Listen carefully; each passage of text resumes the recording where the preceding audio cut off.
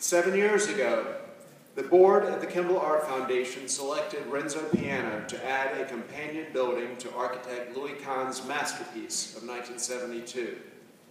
Now, on the eve of the opening of the Piano Pavilion, it seems inconceivable that any other architect could have succeeded in going literally face-to-face with Kahn to produce the stunning pavilion that we see across the street. A building that, in what has been called an architectural conversation, echoes the Kahn building while reflecting the architect's own aesthetic convictions and the pulse of present-day architecture. Renzo Piano studied architecture in Milan, and in the 1960s worked for a brief time in Philadelphia with Louis Kahn. In the 1970s, Renzo became famous when he and Richard Rogers won the competition to design the Pompidou Center in Paris, which opened in 1977. Given time constraints, I'm not able to enumerate the stream of projects Renzo Piano has realized since the Pompidou Center, up to Europe's tallest building, the Shard in London, which he completed only last year. Nor am I able to recount the many hundreds of awards Renzo has received over the course of a nearly 50-year-long career, including the Pritzker Prize in 1998 and Italy's highest honor earlier this year when he was made Senator for Life by the government of Italy. Instead, let me close this all-too-brief introduction with a simple thank you to Senator Renzo Piano, a brilliant architect who has given so much of himself to the Kimball Art Museum and the people of Fort Worth.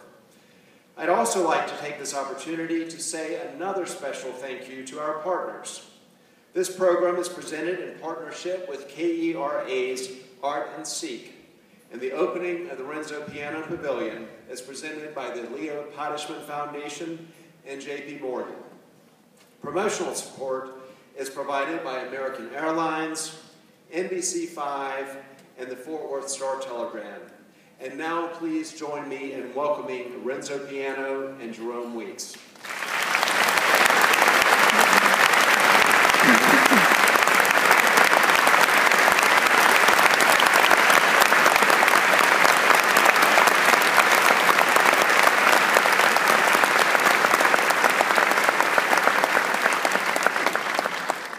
Good evening. Thank you, Eric. Thank you for coming out tonight, fans of architecture, and KERA, I hope. Given the history of frustrated attempts to expand the Kimball before your design, I was wondering, what did you hope to avoid with the design, and what did you hope to do? Easy question. Very easy question. Well, it was, of course, a big challenge, and the first reaction was not fair, but a kind of necessity to understand. And in fact, for a while, for the first 6 months, we actually designed the extension on the other side of the street, in the car park. Actually, this is where we started from. And then, finally, the idea to come to the lawn and to build across the lawn on the same piece of land where the building came, it was not really, it was our desire that this idea came from the client, and I think that was a kind of a great move because we got to accept the challenge. We cannot run away. And, in some way, making the extension somewhere else was like running away. And so we got to accept the challenge, and we got to find a solution that was full of respect for the masterpiece of Kahn, but at the same time, giving us the opportunity to be what we are, to be ourselves. The Kahn masterpiece is a masterpiece built in the beginning of the 70s. This is in the new century, in the new millennium, is a different story. So we got to accept the challenge. And this was the beginning of the real game, to understand what to do exactly. So I think that was the big the big move, when we finally accepted that we got to come to the road to make the extension. In addition to all of the museums you've designed, you practically had an entire career designing these kinds of things, additions, expansions, new wings, like the Morgan Library in Chicago. And you've spoken about this as a conversation, but also as a question of respect and freedom. And it must have been different here because you were working with someone you called one of your masters. Yeah, well, of course. Well, just to start something, you know, some people believe that freedom, total freedom, is better than having obligation. And I think those people don't understand creativity. Creativity is actually much more interesting when you have obligation, when you have context, when you have something. I'm Italian, and I know that. I grew up in a country where those things happen all the time, and the cities are made by layers, one layer above the other layers. That's actually the beauty of cities. So we are used to that kind of game. You have something existing, and you have to add something else. And by adding something else, you don't have to destroy what was already there. So that's the reason why I feel quite home when we have to do a scheme adding a new wing to the Art Institute or a new space for the Morgan Library and this sort of thing. Here is different because of a number of reasons, because it's different, but it's not that different. Then it's still the same thing. It's still about respecting what is already there, but telling your story, making clear, what you can do. And this is really where everything is. I mean, it's a challenge, but it's not competing. Competing with a masterpiece is stupid. And it's also wrong. It's also wrong. I mean, I love it, that building, from Cannes since the beginning, since it was built. And actually, when I was called to design the Menil collection, the first thing we did, together with Dominique Menil, was to come here. When I was asked to design the National Sculpture Gallery in Dallas, the first thing I did was to come here with Ray National. Again, this is a kind of seminal building. I mean, the Cannes building in Fort Worth is seminal for a number of reasons: scale, unpretentious, deep, profound. It's a masterpiece in many. So the idea here was to put the building across the lawn at the right distance and telling a different story. By the way, I have to say something, because people believe that now museums grow for pleasure of growing. People believe that museums have this new attitude to grow or to die, this sort of thing. But this is not the case of the Kimball. Absolutely not.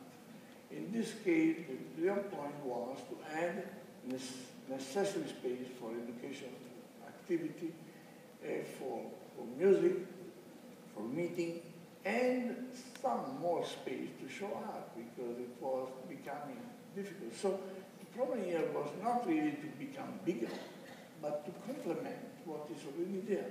And so the point was, what is the story we are going to tell? Because building tells stories, exactly like a movie tells story or novel tells story. It's a different way to tell a story. So the story we got to tell with the new building was the story of openness, accessibility, urbanity. The idea that in the new pavilion, in fact we call pavilion and not building, is fundamentally is a roof flying above ground and leaving open, accessible, visible, transparent, everything. So that the two buildings actually work in a kind of complementary way. One kind is more introverted, as we say, and the new pavilion is more extroverted. But that's maybe too easy way to say. But anyway, the idea is that instead of competing, it's more about trying to put in the campus what was necessary and probably missing yet. So this is the real essence of what we try to do. you mentioned the Menil, and I wanted to ask you about that because Eric referred to the Pompidou Center in Paris. That's the famous inside-out building where all the conduits and piping and engineering is on the outside. And that opened in 1977. 10 years later, the Menil opens, and it's a completely different way of thinking about a museum. And you, as you yourself did, you can trace the ideas of the Menil from Cannes through the Menil to the Nasher to here, to the Pavilion, and to Baylor in Switzerland, and to a number of your museums. What changed? What made you change your thinking? Well, society changed. I mean, architect don't change the world, but the world is changing. And so architect in some way witness the change of the world. You know, the Centre Pompidou, I was a young bad boy at that time. I was 50 years old, Richard Rodman, my friend. He was a big man, the old man. He was 35. And like the Beatles, we were all Beatles at that time. Coming from London, we were living in London at that time. And somebody got to do that job. You know, it was the right moment to prove that enough is enough. And the culture building got to be open to the community and to everybody. Accessibility.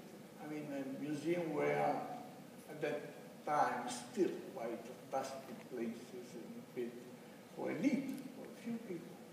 So, you know, I don't say that the Beaubourg, Centre Pompidou changed museum, of course, but because it was already changing. The time was mature for change. By the way, that was 71, only 3 years after May 68 in Paris. So it's not that far away. It was a rebellion in some way. And in fact, that machine in the middle of Paris was a rebellion, was a gesture of rebellion against intimidation coming from typical academic and cultural building. It was more about introducing freedom in the sense of curiosity. Curiosity is the beginning of what we call a conscious life. You know, it is a beginning of freedom. It's a beginning of this switch that you have sometime in life when you start to understand that there is something beautiful called art and culture and beauty. And this was the real point. Let's open the building for art to everybody. And if you have to accept a little compromise with that, you know, and making a bit more popular, what is wrong about that? You know, and that was the necessity. So Beaubourg, I still call Beaubourg. Centre Pompidou was actually built on the Plateau Beaubourg. So that's why we still call Beaubourg. Anyway, that was an inevitable job. Somebody got to do that dirty job, and we did. And then actually, you know, architecture is great because every time is different. You have to be very stupid to do the same thing all the time. But you really have to be very stupid because normally everything changes. The place changes, climate changes, conditions change. The emotion you have to build is a different one. So coming to Texas, I mean, Paris was a place full of memory, maybe too much of memory. Paris. Well, Houston at that time was maybe a place without memory. So in some way we got to build that sense of memory. So the Menil collection was. So, but by the way, this building in Faubourg, the Cannes building was already there to do that job, to create a memory, sense of memory. That's why this building, the Cannes building, is so seminal, because at the beginning of that. So the condition was different. And then when you move to Bayonne in Basel, that's something else. Then you move somewhere else. Not just museum, by the way. I love to make a civic building. I love to make public buildings. I also love making buildings. That's my job. But I love especially public buildings because they are a place of a civic life. A place where people share values. They stay together. And they build, eventually they build tolerance. They hear that you can share things and you can stay together. So I love that. But among the public buildings, a civic building, of course, I love particularly museums, because they are places where you celebrate the beauty. And beauty puts a special light in the eyes of people. Did you notice that? The people that understand beauty, it's different people. They get a special light. They start to think in a more articulated way. And that's the reason why art and culture make people better people. And of course, music make places better place to live, to stay. That's the reason why. And by the way, it's absolutely clear that art changed the world. It changed one person at a time, not all together, but it changed the world. So this is something that is so evident. Why makes so evident why making museum is so important? But they are all different, all different. For some reason, they are all different. There's no one single one that is like the other one. One of the things that Kahn's building did was to introduce sunlight into a museum. The difference between the Kahn building and the Amon Carter is the Amon Carter is still essentially a sealed box. It doesn't want to let in light. And sunlight is the best thing to see art in and one of the most destructive things. But Kahn was able to let in some sunlight. And it's what you did with the Neil, with the leaves in the roof. And it's what you've done with the Nasher, with the oculi. It's what you've done here, too. Every single museum, you seem to reinvent a way to introduce sunlight. And because natural light is different. Natural light is natural. It's more organic. It's never the same, by the way. You notice that natural light means that it's never the same. You have clouds passing by and you feel the beginning of the day, you feel the end of the day. You feel the difference. And artificial light is perfect. It's too perfect, too flat. But natural light brings some life in the space. And of course, what Kahn did here in the Kahn building is fantastic. He actually brought light inside to give light to the simple surface of the wall, the concrete wall. And of course, bringing natural light inside the building makes the building more kind of natural. And that's the reason why we did this at the Menil collection, but also because Menil wanted natural light. And of course, the national, but not just there. We did at Chicago Institute, we did the Bay Area Foundation in Barbara, and many other times. And of course here. But the way we put light on the new pavilion, the Kimball pavilion, is a different light. First, we tune the contour light inside by adding louvers on the roof, above the roof. And they can open, so they can tune the contour light. They always catch the light from north. That's what you have to do anyway. Because otherwise, if you catch light from the south, you have a lot of trouble. Because in the sunny days, much more than in the rainy day or but if you catch the light from north, it's basically the same. It's a bit less in the gray day, but it's still the same. But also the back of the louvers are actually solar cells. And because of that, and because we put 36 geothermal wells in the building, going down, we go down to mine the deep water table, 450 down, 150 feet down in the earth. And those little things makes a big difference, because that building consumes half energy than usual. It gives off energy? Half. We consume half. So much less. But it's fine. I like the idea that in the land of oil, we save.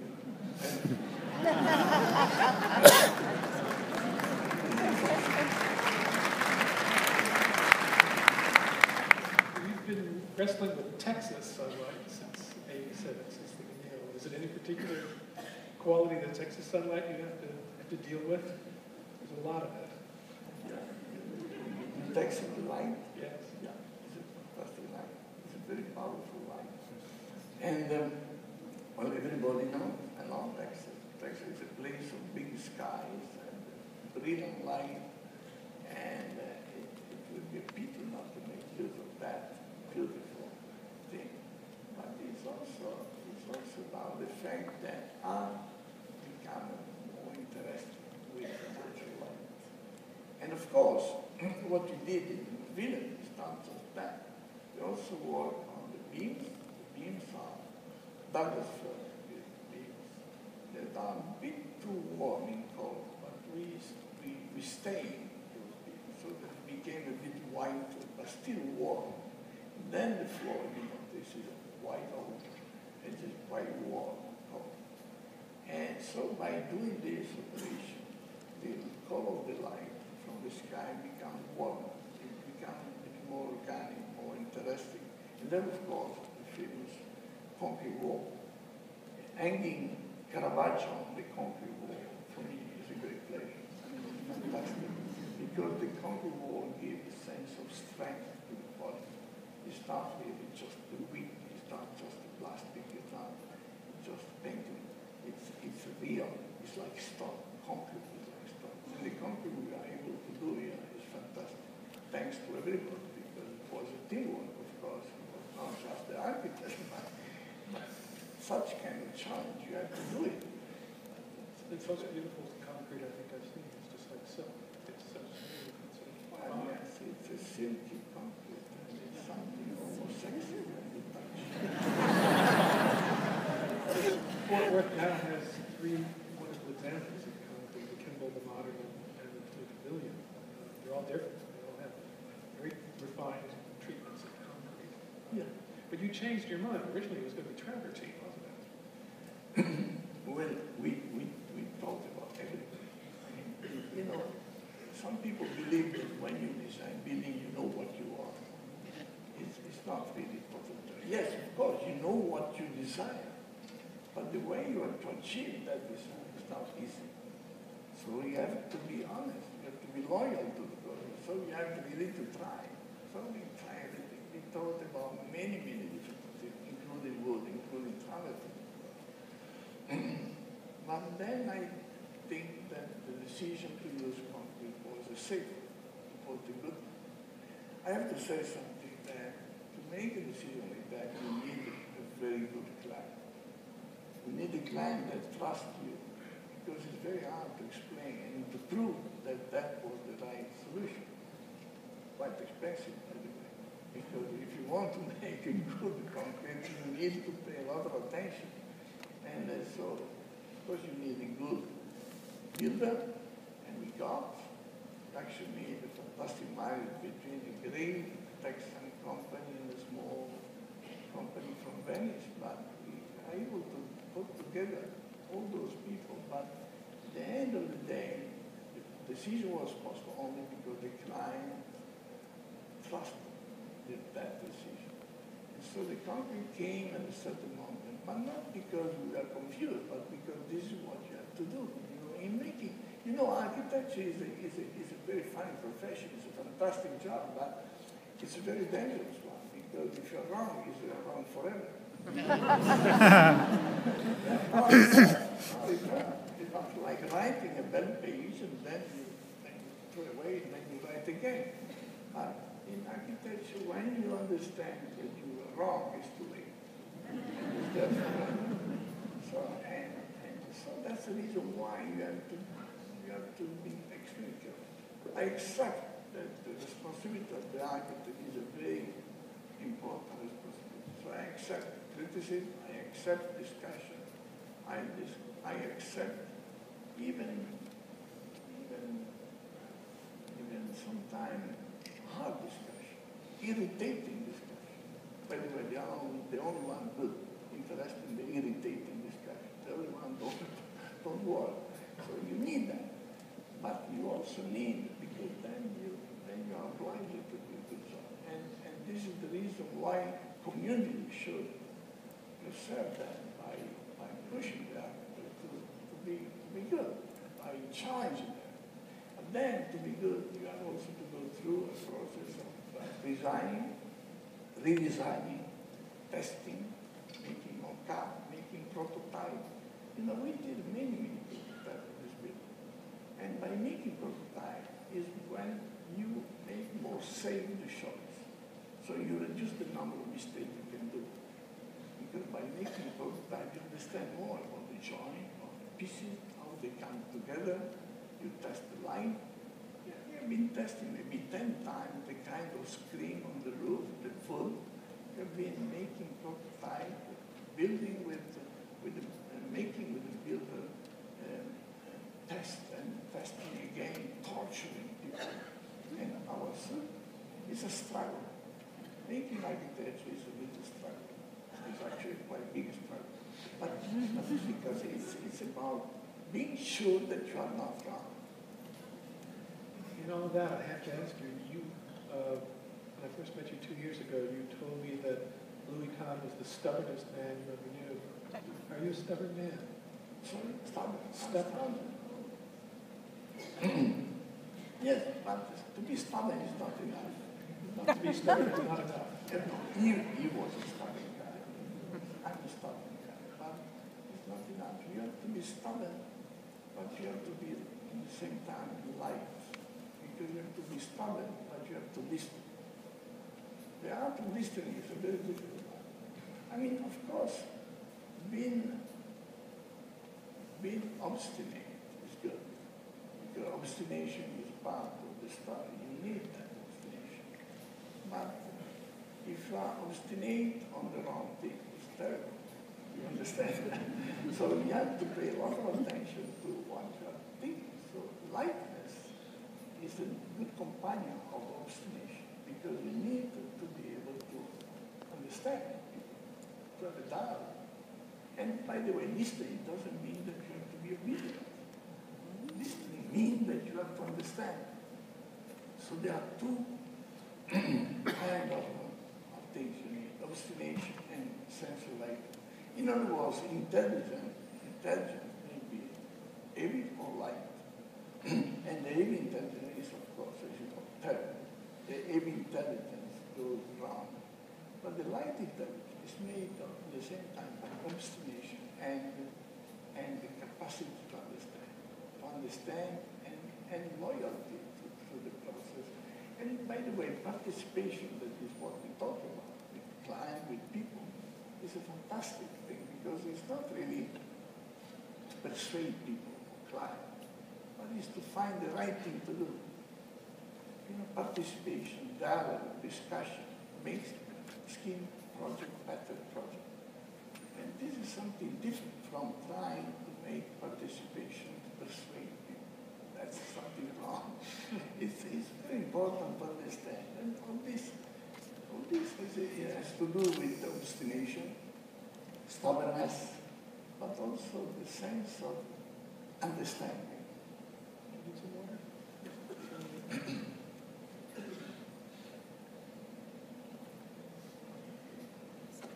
I was reading a writer writing about you, and he said that perhaps more than an architect, you are an artist inventor.